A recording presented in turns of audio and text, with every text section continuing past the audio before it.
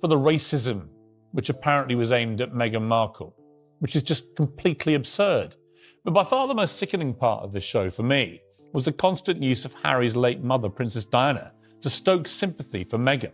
The public spotlight surrounding one of the world's most debated figures is burning brighter than ever, and the broadcaster who warned this day would come is now watching events unfold almost exactly as he predicted. That broadcaster is Piers Morgan. Whether people support him or strongly disagree with him, his long-running criticism has remained impossible to ignore. For years, he repeated the same warnings, while much of the mainstream media dismissed him, challenged him, and often laughed off his claims. But now, as controversy keeps building, many are starting to revisit those warnings with fresh eyes. Today, we're breaking down 10 striking claims Piers Morgan has pushed for years, claims that brought intense backlash, claims that many rejected outright, and claims that are now being re-examined as public events continue to raise difficult questions. Stay with this all the way to number 1, because it changes the way this entire story is viewed.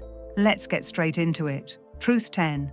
The contradiction that raised serious questions. This is the moment many believe everything became impossible to ignore. Just weeks ago, Meghan sat down with close friend Jamie Kern-Lima for what was clearly presented as an intimate and deeply personal conversation. The soft lighting, simple setting, and stripped-back presentation all delivered one message: authenticity. Looking directly into the camera, she said she was living the happiest and most fulfilled chapter of her life. She spoke warmly about her children, praised her marriage, and described her California life in glowing terms. She even compared Harry to a heroic figure, describing him as her protector and constant support. That timeline matters, because only weeks later, on April 25th, she shared a message to millions of followers about bringing to an end the hardest 7 years of her life. She posted it twice on the same day. Piers Morgan immediately pointed out the timing.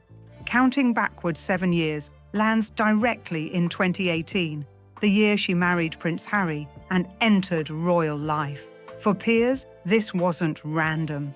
He has repeatedly argued that Meghan's public messaging is layered and deliberate. In his view, every phrase is crafted carefully enough to spark speculation while avoiding direct explanation.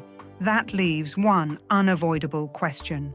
How do you go from publicly describing your life as your happiest ever to describing that exact same period as your hardest chapter just weeks later? Both versions cannot comfortably exist at once. This is the question Piers has consistently raised, not emotional accusations, but the basic journalistic test of consistency. Do the facts line up?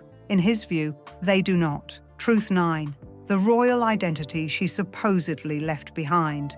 This is another issue Piers has repeatedly emphasized. In January 2020, Meghan and Harry made the decision to step away from royal duties. It was presented as a clear and final separation from institutional life.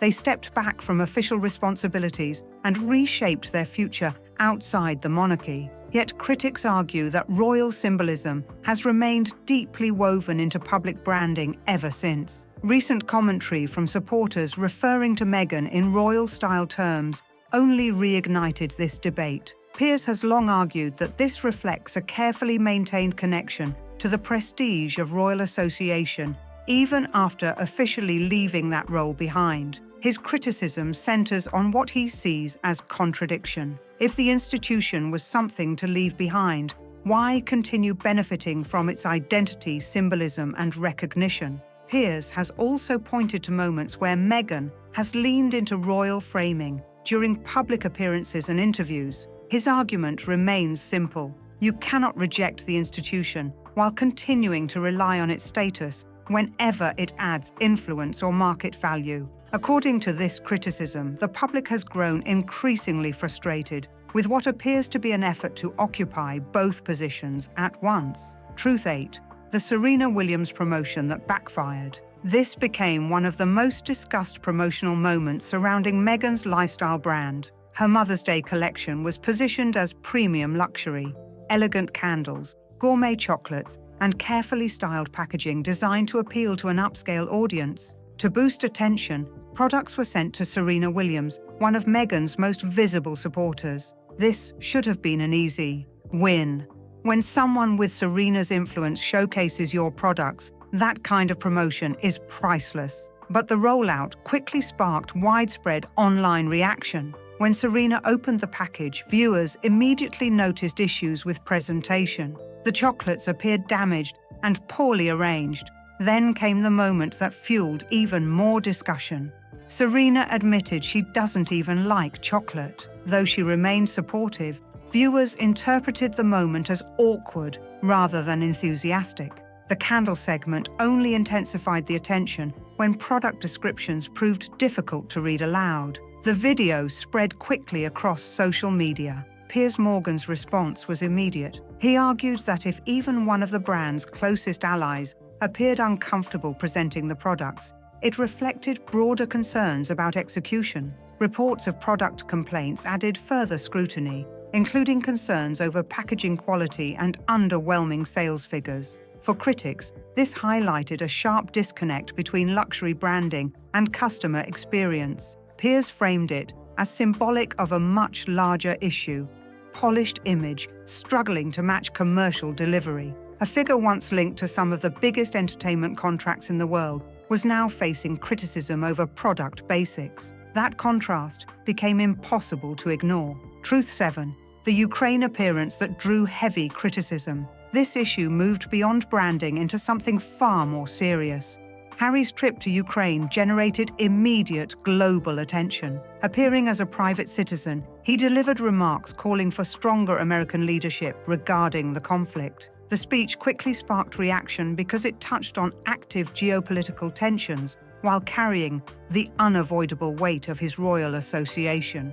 Piers Morgan sharply criticized the move. He argued it was inappropriate for someone who voluntarily stepped away from official royal duties to make statements with potential diplomatic implications. The timing made the situation even more sensitive. Only days later, King Charles was preparing for a major diplomatic address before the United States Congress, an event demanding absolute neutrality and careful statecraft. Harry's remarks arriving so close to that moment intensified criticism. To Piers, this reflected a larger contradiction. If Harry chose to leave formal royal responsibilities behind, he should not selectively draw upon that association when it elevates his international platform.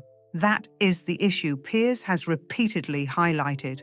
You cannot distance yourself from institutional obligations while still benefiting from the authority and recognition they provide. Reports of frustration surrounding the timing only deepened the perception that this was more than a simple scheduling coincidence. It reflected a deeper unresolved tension between private independence and public royal identity.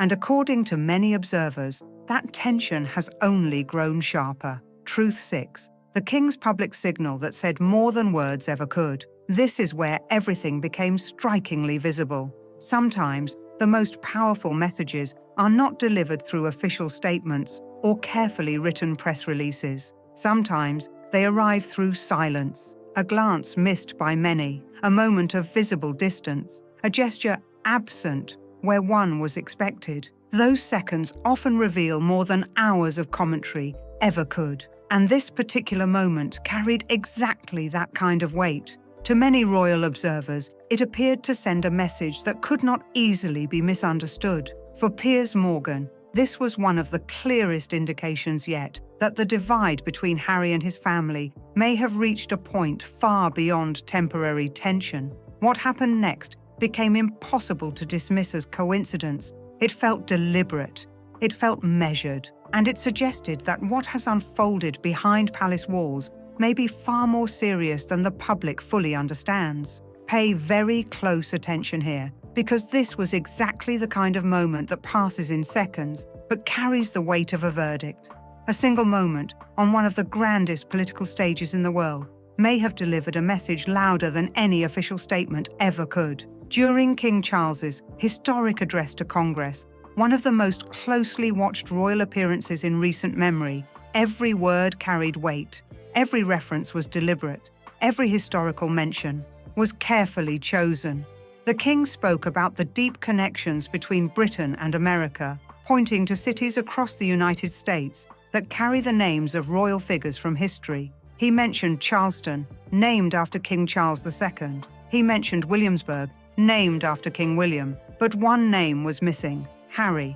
On the biggest platform of his reign, standing before the President of the United States and both houses of Congress, while listing examples of his family's historic ties to America, King Charles did not mention his second son at all. Piers Morgan noticed immediately. His reading of the moment was direct and sharp.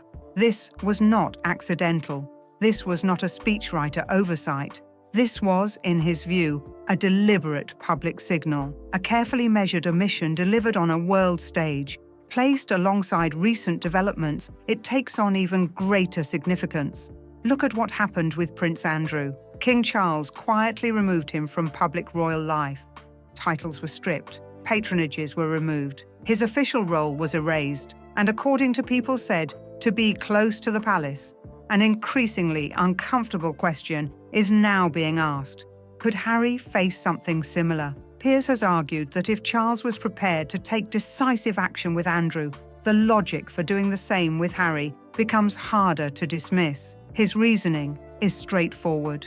Andrew brought disgrace, yes, but he never publicly dismantled the institution through interviews. He never released a memoir detailing family grievances. He never appeared in global documentaries challenging the monarchy from the inside. Harry did all of that. He openly criticized the institution, spoke extensively about private family tensions, and placed deeply personal conflicts into the global spotlight. That is why Piers believes the conversation is no longer about possibility. It is about whether this outcome has become increasingly likely. Truth 5. The friendship pattern critics keep pointing to. This is where Piers says the deeper pattern becomes visible. He has long argued that the clearest measure of any public figure is not simply who surrounds them, but who disappears from their life over time. And when critics examine Meghan's personal history, they point to repeated fractures in relationships. Family members on her father's side have become estranged. Former close connections have reportedly faded. Several palace staff departures generated enough concern to trigger a formal workplace review during her time as a working royal. One of the most discussed examples remains concerns raised by former Communications Secretary Jason Nauf, who formally documented allegations regarding workplace treatment. For critics, this was significant because it was not anonymous gossip or vague speculation. It was a named complaint presented through formal, internal channels. Piers has repeatedly highlighted this point. He argues that when concerns arise across multiple relationships, family, professional circles, and institutional settings, people naturally begin to notice patterns. This became especially controversial when Meghan launched public content centered on friendship and personal connection. Piers's reaction was immediate. He questioned whether someone facing repeated scrutiny over fractured relationships was well positioned to present lessons on friendship. That criticism struck a nerve because it connected directly to years of existing public discussion. And according to Piers, audiences are beginning to ask harder questions about consistency between public messaging and private history. Truth 4. The immigration issue quietly growing in the background. Piers has described this as one of the most serious unresolved questions surrounding Harry's future. Unlike media controversy or public criticism, this carries legal implications. The issue centers around Harry's own admissions in his memoir regarding past drug use, including references to cocaine, cannabis, and psychedelic substances. Those admissions became central to legal efforts seeking disclosure of his immigration records in the United States. The argument is simple.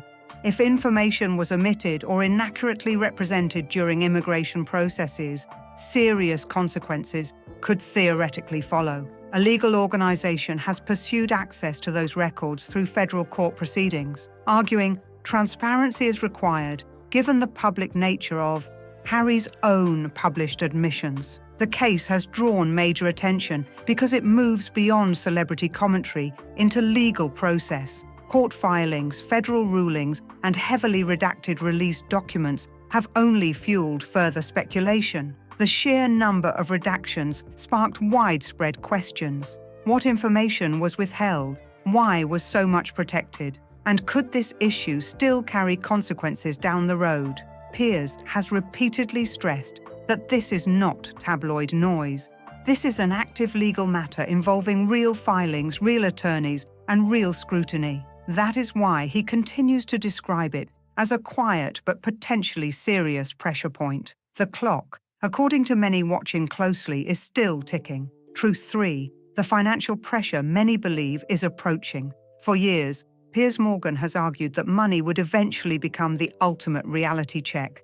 Not interviews, not headlines, not titles, the numbers. And according to ongoing speculation, financial sustainability is becoming an increasingly discussed issue. Early after stepping away from royal duties, Harry and Meghan secured massive commercial agreements with major media companies. Those deals created the appearance of limitless opportunity. But several of those arrangements have since ended or changed dramatically. Spotify is no longer part of the picture. Questions continue surrounding future media partnerships. New commercial ventures face scrutiny over performance expectations. That has intensified discussion around long-term sustainability. Observers have pointed to the extraordinary costs associated with maintaining their lifestyle, including security, staffing, travel, and ownership of a high-value Montecito property. This is where local comparisons become particularly interesting. In ultra-wealthy communities like Montecito, multi-million-dollar homes are often extensively renovated to meet neighborhood expectations. That is simply standard practice. Yet critics have repeatedly pointed out that their property has not undergone the kind of large-scale transformation many expected for a household, projecting luxury branding at the highest level. To some, that detail has become symbolic, not because renovation itself matters, but because it raises broader questions about financial priorities and practical realities. Piers sees this as part of a larger reckoning. He has long argued that branding alone cannot indefinitely sustain an image if commercial performance fails to match expectations.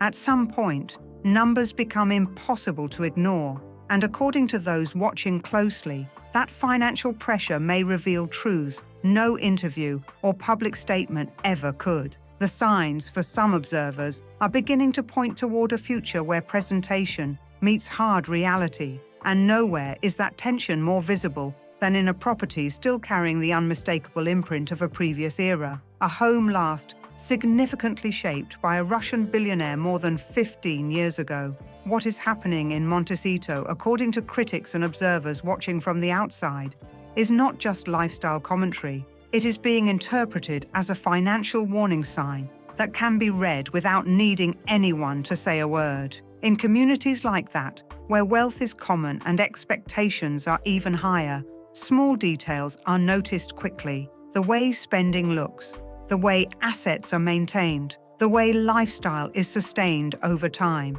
And in that environment, some people have reportedly described the couple in blunt terms, not as quietly wealthy, but as the poorest rich people in the room, not as a compliment, not as humility, but as a reflection of perceived financial imbalance within a high-cost lifestyle circle. Critics take that further, arguing that this is what happens when capital is consumed faster than it is replaced, when brand value is prioritized over long-term investment strategy. The estimate being circulated by commentators is simple but striking. Roughly 5 years of financial runway before lifestyle adjustments become unavoidable. And according to that same line of argument, none of the current revenue streams are scaling at the level needed to extend that timeline meaningfully. Piers Morgan has repeated one core idea for years, that when the money starts tightening, the narrative changes completely. And in his view, that moment is no longer theoretical. It is beginning to surface in real time because When financial pressure enters the picture, everything else, branding, messaging, public image, is forced to adjust around it. And that is where Truth 2 comes into focus. Truth 2, the institutional allegations that refused to disappear. This is the part of the story that critics say should never be treated as background noise because it involves one of the most serious formal actions ever taken inside the royal institution. In 2021, Kensington Palace confirmed it was launching a formal investigation into bullying allegations involving Meghan Markle, based on claims raised by multiple staff members. This was not speculation from outside commentators. This was an official palace response. An institution known for avoiding public confrontation had publicly acknowledged enough concern to justify a formal internal review. The timing immediately drew attention. The announcement came just before the release of Meghan and Harry's interview with Oprah Winfrey, a moment already under intense global scrutiny. The palace stated that multiple staff members had come forward and that written communications and internal accounts were part of the review process. Meghan's representatives rejected the framing, describing it as a coordinated attempt to damage her reputation ahead of a high-profile broadcast. But one name kept resurfacing in discussion: Jason Knauf. Knauf, a former communications secretary, had documented concerns in writing during his time at the palace. His emails, later made public, described a pattern of workplace behavior that he said had negatively affected staff morale and well-being. Importantly, these were not anonymous claims. They were formal, documented, and attributed to a named senior staff member. Piers Morgan has consistently pointed to this as a critical distinction. In his view, when an institution that protects its internal structure at almost all costs still feels compelled to open a formal inquiry, that alone signals seriousness. And when that investigation is placed alongside multiple reports of staff turnover, strained professional relationships, and public exits, critics argue a pattern begins to emerge, not isolated incidents, a recurring theme. That is why Piers continues to return to it, because in his framing, it is not about rumor, it is about documented institutional response combined with repeated personnel fallout. And that brings everything directly into Truth 1. Truth 1, the statement that changed everything and cannot be reversed. And here it is, the final point, the one Piers Morgan has described as the moment everything became irreversible in the public debate, the moment he first reacted to Meghan's Oprah interview, the moment that triggered thousands upon thousands of complaints, and the moment that ultimately cost him his position in British broadcasting. He didn't hedge his words, he didn't soften them. He stated clearly that he did not believe her version of events. In his own framing, he even escalated that position by saying he would not believe certain claims, even if they were presented in the simplest possible context. That statement became globally controversial. It divided audiences instantly. Some saw it as unacceptable, others saw it as blunt honesty. But what followed ensured it would never be forgotten. Because since that moment, every major development has been measured against that original stance. And critics of Meghan argue that the contradictions keep piling up. She described herself as the happiest she had ever been, then later referenced the hardest 7-year period of her life. She spoke about being overwhelmed by global attention and trolling, while also presenting herself as stepping confidently into new global roles. She spoke about private suffering, public resilience, institutional conflict, personal empowerment, and global reinvention, often within overlapping narratives that shift depending on context. Piers Morgan's core argument has always been rooted in one question: how many of these versions can exist at the same time? Because when placed side by side, critics say they do not align, they collide. And this is where his central critique has remained unchanged for years, that the issue is not isolated statements, but a lack of consistent identity across them. Is she a victim of circumstance or a successful global brand, a private individual seeking peace, or a public figure building an international media? presence, a former royal stepping away from scrutiny, or a global personality still tied to royal relevance. Critics argue she attempts to occupy all positions simultaneously, shifting depending on what moment she is speaking in. And that inconsistency, according to Piers, is what eventually collapses under its own weight, because audiences may debate details, but they do not easily accept contradictions that stack too high over time. And that is where the broader reaction begins to shift, not in a single moment, but gradually, through repeated exposure, repeated claims, repeated public appearances, and repeated reinterpretations of the same narrative. Even recent platform success, including strong chart performance for her podcast content, has not stopped the ongoing debate around credibility and consistency, and that leads directly into the final reflection. Piers Morgan, for all the controversy surrounding him, took a position years ago that many rejected at the time. He paid a professional price for it. But now, according to supporters of his viewpoint, a growing number of people are beginning to revisit those same questions independently, not because of one interview, not because of one headline, but because of a long sequence of public contradictions accumulating over time. And while the broader story is still unfolding, several key elements remain unresolved. Legal questions remain active. Institutional tensions remain unresolved. Financial pressures remain debated, and public perception continues to shift in real time. Nothing here is fully closed, and that is what keeps this entire narrative alive. So the final thought is not about closure, it is about momentum, because this story is still moving, still evolving, and still being interpreted differently, depending on who is watching it unfold. Now tell me in the comments which of these truths you think carries the most weight, and whether you believe there is any realistic path forward for either Harry or Meghan in the current climate. If this breakdown made you think differently about the situation, hit like and subscribe. More deep dives like this are coming soon, covering the layers behind the headlines that most people never get to see. And right now, on screen, there is another video that connects directly to this story, and it explores a side of the situation that very few people are talking about yet.